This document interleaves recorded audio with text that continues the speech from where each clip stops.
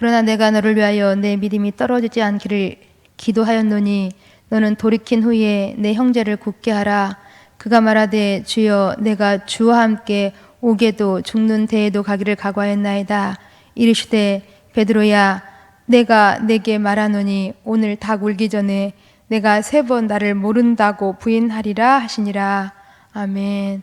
우리 한 군데 더 찾아와서 보십니다. 22장 54절부터 62절까지입니다. 54절부터 62절까지는 말씀 교독하시겠습니다. 54절 먼저 읽습니다.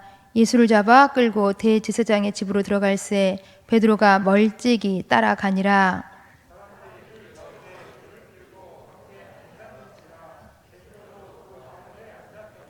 한 여종이 베드로의 불빛을 향하여 앉은 것을 보고 주목하여르되 이 사람도 그와 함께 있었느니라 하니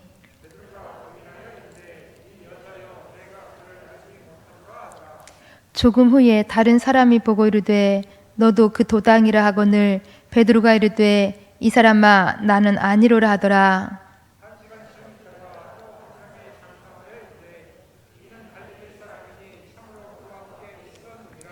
베드로가 이르되 이 사람아 나는 내가 하는 말을 알지 못하노라 고 아직 말하고 있을 때에 닭이 곧 울더라.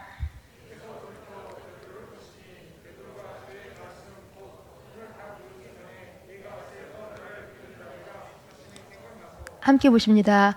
밖에 나가서 심히 통곡하니라. 아멘. 아프리카에서 원주민과 살면서 복음을 전했던 프랑스의 한 선교사님 민 푸코라는 사람이 있습니다. 이 푸코라는 사람이 가을에 나무를 바라보면서 큰 한 가지 깨달음을 얻었다라는 것입니다. 요즘 가을 단풍 너무 멋있지요? 너무 정말 아름답고 좋습니다.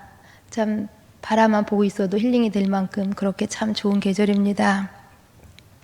그 나무를 바라보면서 푸코가 어떠한 큰 깨달음을 얻었는지, 나무는 자신에게서 떨어져 나가는 잎을 보면서도 자신에게서 잘라져 나가는 그 나무 가지를 보면서도 전혀 아무렇지도 않더라는 것입니다. 잎이 떨어지지 않도록 또 가지가 잘라져 나가지 않도록 이제 길을 쓴다거나 안달하지도 않더라는 것입니다. 나무는 어떤 상황 속에서라도 그저 의연할 뿐이더라는 것입니다. 푸코가 이 사실 속에서 깨달은 것이, 그렇다면 전능하신 하나님을 믿는 우리 신앙인들이 자신에게서 빠져나가는 그러한 물질이나 자신에게서 혹 약해져가는 건강을 보면서 염려하고 절망한다라는 것은 스스로를 그런 나무보다도, 그런 하찮은 나무보다도 더 못한 존재로 전락시키는 것이 아니겠는가, 그렇게 푸코가 말했다라는 것입니다. 그러면서 푸코는 그 뒤에 이런 말을 이제 한 가지 덧붙였습니다. 신앙인인데 가장 어려운 것이 무엇일까?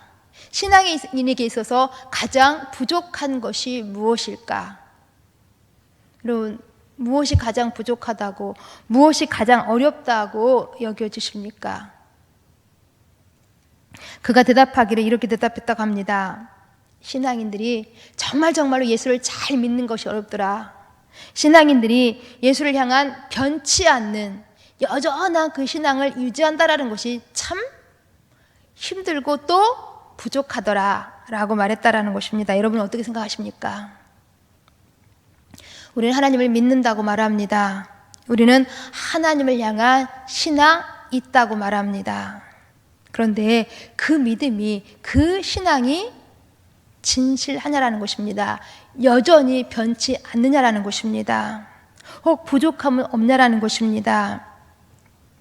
우리의 건강이 약해져 가고 물질이 빠져 나가고 우리들의 생각이 거절당하고 우리들의 비전이 혹 실패했다 할지라도 그 순간이라도 하나님을 향한 우리의 믿음이, 하나님을 향한 신앙이 정말 여전하다는 것입니다. 우리 의연하고 있냐라는 것입니다.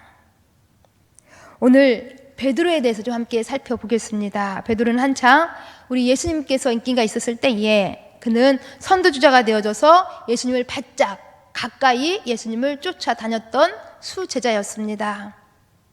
이때 베드로의 믿음이 얼마나 컸는지, 어느 정도였는지 그는 이렇게 대답하죠. 주는 그리스도시요 살아계신 하나님의 아들이십니다. 이렇게 말할 정도로 주님을 향한 굳건한 신앙인처럼 보였다라는 것입니다.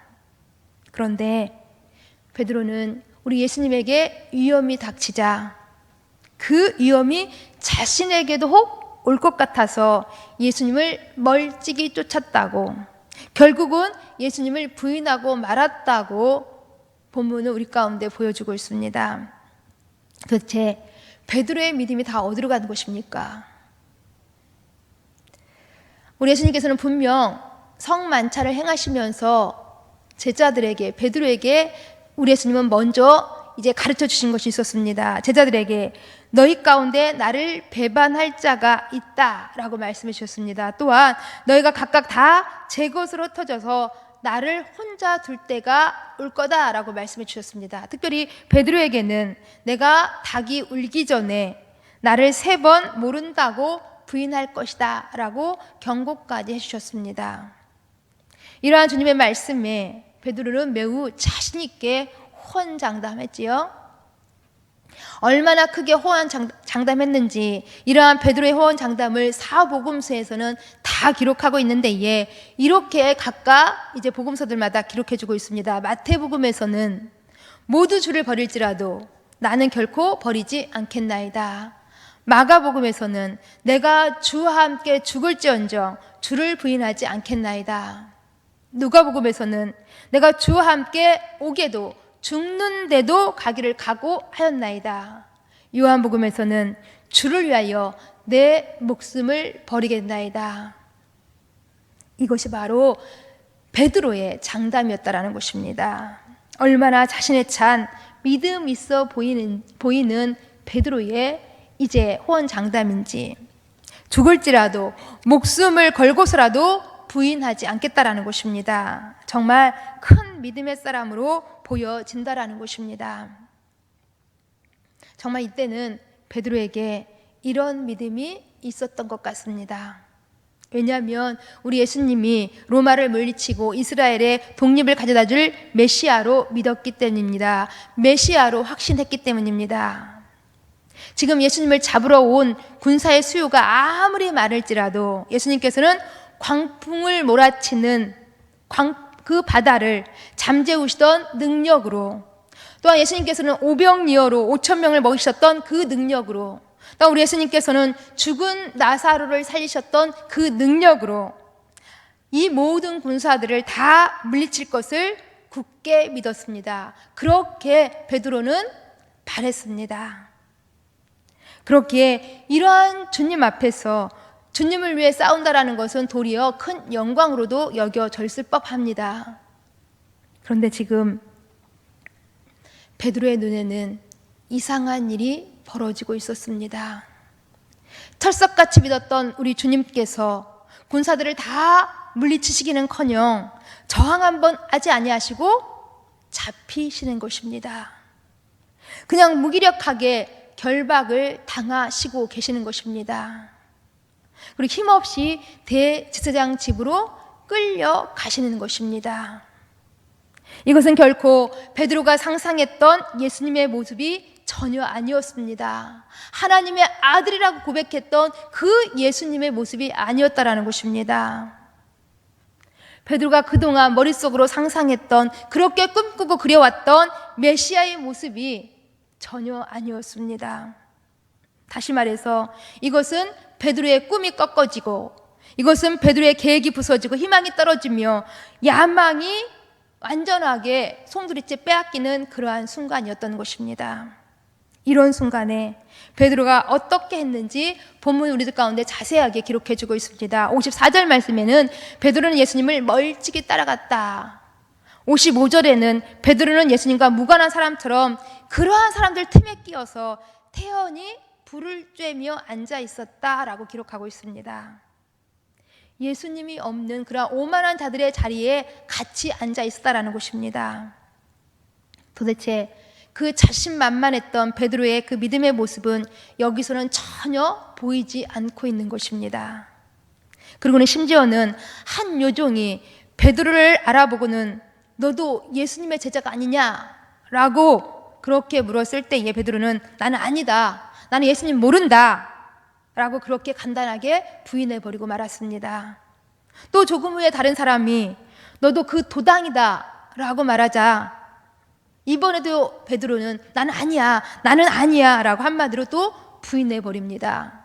그리고 또 한 시간이 지나고 또 한 사람이, 이제 이 사람은 정말 확신에 차서 장담하여 말하는데도, 분명히 베드로를 알아보고 말하는데도 베드로는 역시 부인함으로 일관하였습니다. 똑같은 이러한 말씀을 기록하고 있는 마태복음 26장을 보시면 더욱 살벌하게 이러한 부분들을 표현해 주고 있습니다. 여기서 이렇게 말합니다. 베드로가 자신이 정말 예수님과 무관하다라는 그러한 것을 강조하기 위해서 어떻게 했는지 예수님을 저주하고 맹세하기까지 했다고 기록해 주고 있습니다. 베드로는 우리 주님 가시는 곳이라고 한다면 옥에도 죽는 데에도 가겠다고 큰소리 뻥뻥 쳤던 베드로였는데, 주님을 위해서라면 목숨마저도 내놓겠다고 큰소리 쳤던 베드로였는데, 이런 베드로가 지금 자신의 생각과 자신의 꿈과 자신의 계획이 부서지고 깨어지고 떨어지는 그 순간에 주님에 대한 믿음, 주님에 대한 그 신앙의 열정은 전혀 보이지를 않고 있는 것입니다. 이런 순간에는 하나님은 전혀 보이지 않고 그러한 문제, 어려운 현실만 보였던 것입니다. 그랬기에 절망에, 그랬기에 어두운 그림자에, 염려에, 걱정에 지배당하고 말았던 것입니다. 그러니 오늘 본문처럼 베드로는 이런 수치스러운 기록을 남기고 있는 것입니다. 그리고는 밖으로 나가 심한 통곡을 할 수밖에 없었습니다.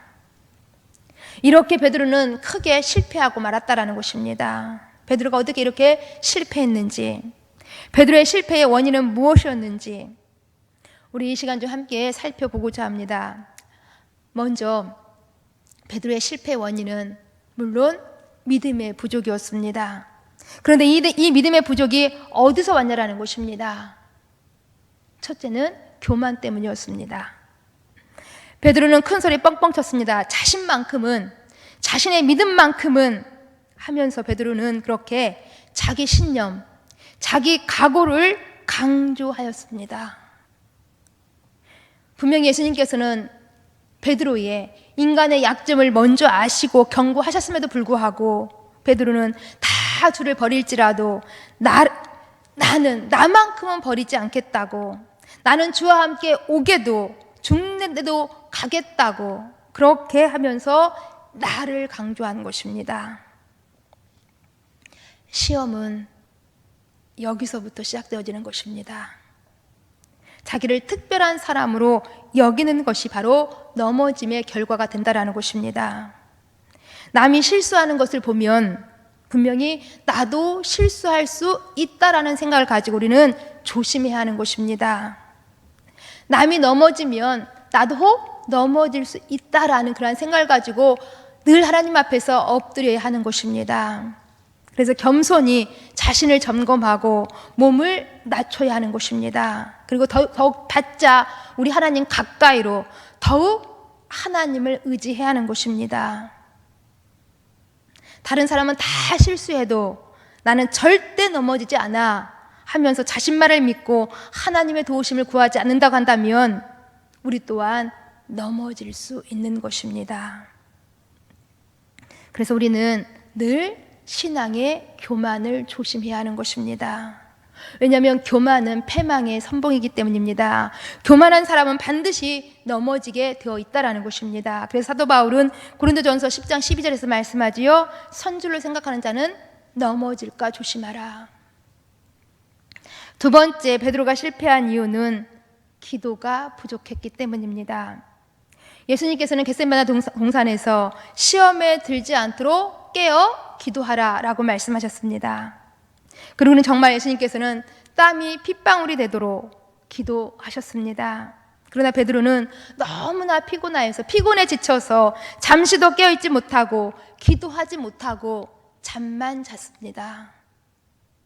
이렇게 기도하지 않고 잠만 자니 당연히 실패하게 되는 것입니다. 당연히 잠만 자니 넘어지게 되는 것입니다. 우리 예수님께서는 기도하셨기 때문에, 우리 예수님께서는 깨어 기도하셨기 때문에 십자가 앞에서도 승리할 수 있었던 것입니다. 우리 예수님께서는 겟세마네의 그 기도가 있었기 때문에 그 고통스러운 죽음 앞에서도 조금도 두려워하지 않고 이기셨던 것입니다.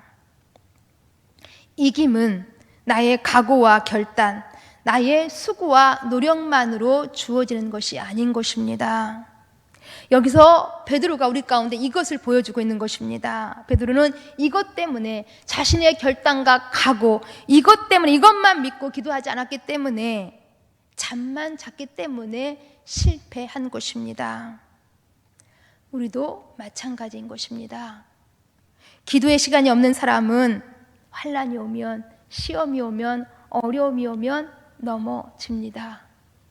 기도가 없는 사람은 신앙으로 바르게 살고 싶은 데에 이건 마음뿐인 것입니다.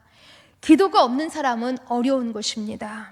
그래서 평소에 많이 기도를 저축해 둬야 하는 것입니다.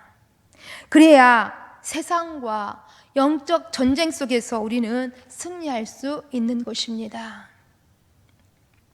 셋째, 베드로가 실패한 이유는 사랑이 부족했기 때문입니다. 고린도전서 13장 8절에서 우리 가운데 이렇게 말씀해 주십니다. 사랑은 언제까지나 떨어지지 아니하되. 사랑은 떨어지지 아니하되. 베드로는 사랑이 부족했기 때문에 떨어지게 된 것입니다. 베드로가 예수님을 사랑하되 자기 목숨보다 예수님을 더 사랑했다 한다면 그렇게 예수님을 부인하지 않았을 것입니다. 이런 찬양이지요. 손에 있는 부기보다 주를 더 사랑하는가? 이슬 같은 목숨보다 주를 더 사랑하는가? 그러면서 이 찬양은 이렇게 끝을 맺습니다. 주를 사랑하는 마음 금보다도 귀하다. 주를 사랑하는 마음이 가장 귀하다라는 것입니다. 요한복음 21장을 보시면 부활하신 우리 주님께서 베드로를 찾아오시는 데에 예수님께서 베드로에게 이런 질문을 하십니다. 요한의 아들 시몬아, 내가 이 사람들보다 나를 더 사랑하느냐? 우리 예수님 두 번째 또 질문하십니다. 요한의 아들 시몬아, 내가 나를 사랑하느냐? 그리고 세 번째도 똑같이 이 질문하시는 것입니다. 내가 나를 사랑하느냐? 세 번이나 똑같은 질문을 우리 예수님 베드로에게 하셨다라는 것입니다. 내가 나를 사랑하느냐? 우리 주님께서 우리에게도 질문하신다고 하면 이 질문이라고 봅니다. 내가 나를 사랑하느냐? 여러분 어떻게 대답하시겠습니까? 우리 예수님 베드로에게 왜 이 질문을 했다고 생각하십니까? 왜냐하면 주님을 사랑하는 자가 아니면 자기를 부인하고 자기 십자가를 지고 주님을 따를 수 없기 때문입니다. 주님을 끝까지 놓지 않고 따를 수 있는 사람은 주님을 사랑하는 사람이라는 것입니다. 그래서 주님을 사랑하는 사람만이 최후 승리할 수 있는 것입니다. 그런데 베드로는 여기서 실패했다라는 것입니다. 그런데 이런 베드로를 위하여서 우리 주님께서는 미리 아시고 무엇을 하신 줄 아십니까? 우리 32절 말씀, 우리 본문 32절 말씀을 함께 읽습니다. 32절, 그러나 내가 너를 위하여 내 믿음이 떨어지지 않기를 기도하였노니 너는 돌이킨 후에 내 형제를 굳게 하라. 아멘. 그러나 내가 너를 위하여 내 믿음이 떨어지지 않기를 위하여 기도하였느니. 정말 엄청난 말씀입니다. 큰 실패로 절망하여 통곡할 수밖에 없는 베드로를 위하여서, 아니 우리들을 위하여서 우리 예수님 미리 기도하셨습니다. 실패했을지라도 다시 일으켜 주시겠다라는 주님의 위로의 말씀인 것입니다. 네가 비록 실패하더라도 나는 너를 버리지 않아.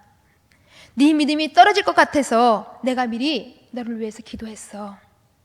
내 기도 때문에 너는 끝내는 돌이키게 될 거야.